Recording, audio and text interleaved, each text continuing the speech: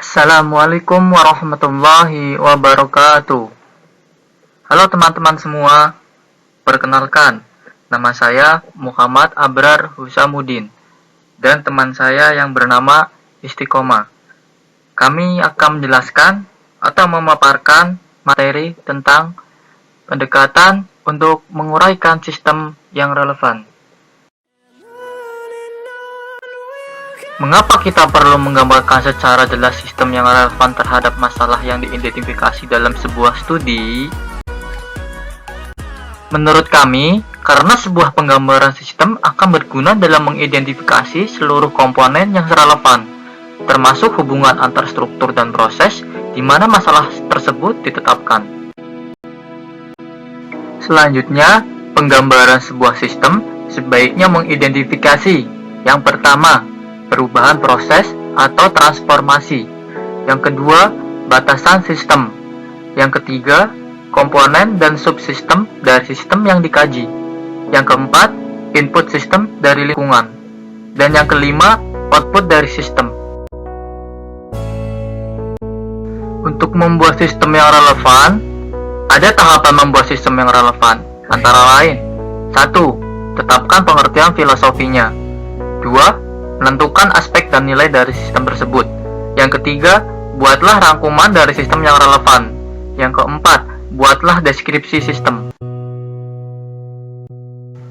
Di dalam mengidentifikasi sistem yang relevan, ada dua jenis pendekatan, yaitu pendekatan proses dan pendekatan struktural. Apa itu pendekatan struktural?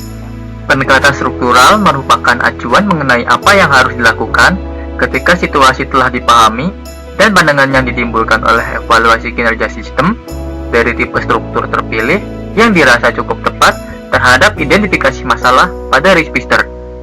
Sedangkan pendekatan proses, pada bagian ini bukan hanya asumsi tentang struktur sistem yang dibuat, akan tetapi proses yang telah diteliti dan hubungan kepentingan di antara berbagai komponen dari sistem yang bertujuan untuk memperoleh struktur yang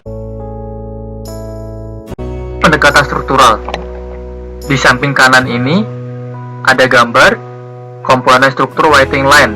Yang pertama itu konsumen yang menunggu di dalam line dan server. Yang kedua, setelah dating, mereka menunggu di dalam line di depan fasilitas layanan. Yang ketiga, terjadilah proses saat kedatangan konsumen atau input. Dan yang keempat, kemudian keberangkatan konsumen atau output. Selanjutnya, ada 4 peraturan sebagai petunjuk identifikasi terhadap komponen sistem. Yang pertama, segala aspek secara langsung atau tidak langsung.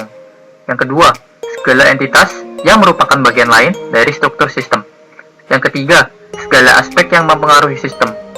Yang keempat, segala aspek yang memengaruhi sistem atau tidak dipengaruhi oleh sistem.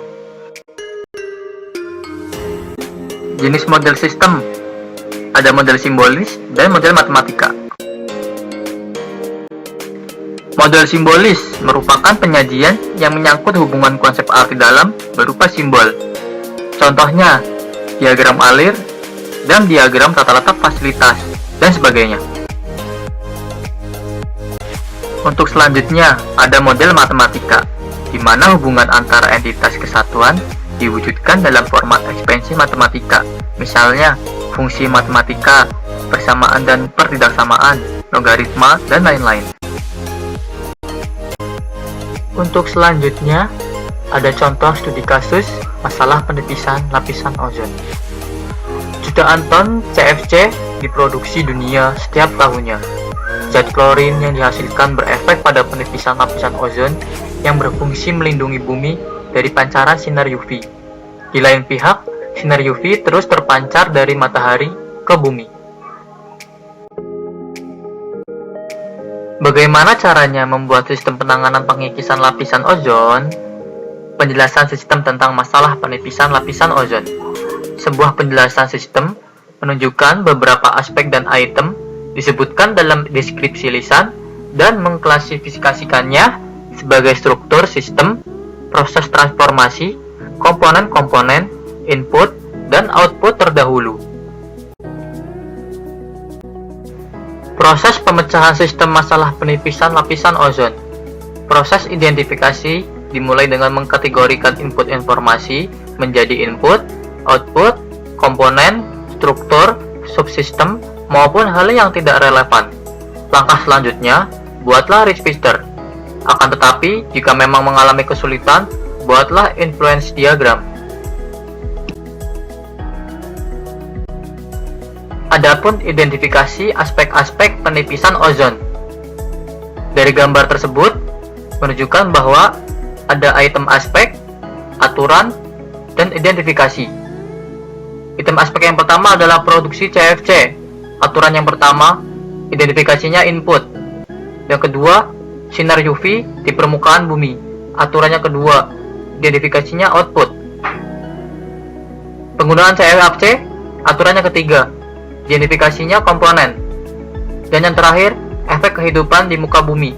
Aturan yang keempat, identifikasinya tidak relevan.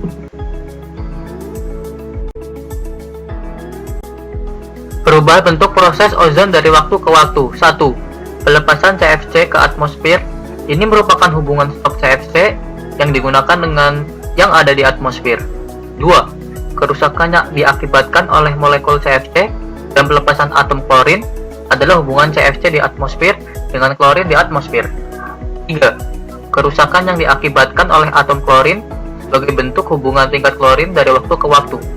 4. Pembentukan ozon di atmosfer merupakan hubungan antara sinar UV yang dipancarkan ke matahari dengan tingkatan ozon di atmosfer. 5. Penyerapan sinar UV oleh lapisan ozon.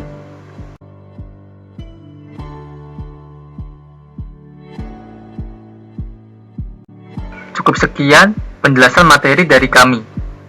Apabila ada yang kurang, kami mohon maaf dan terima kasih sudah menyaksikan video ini.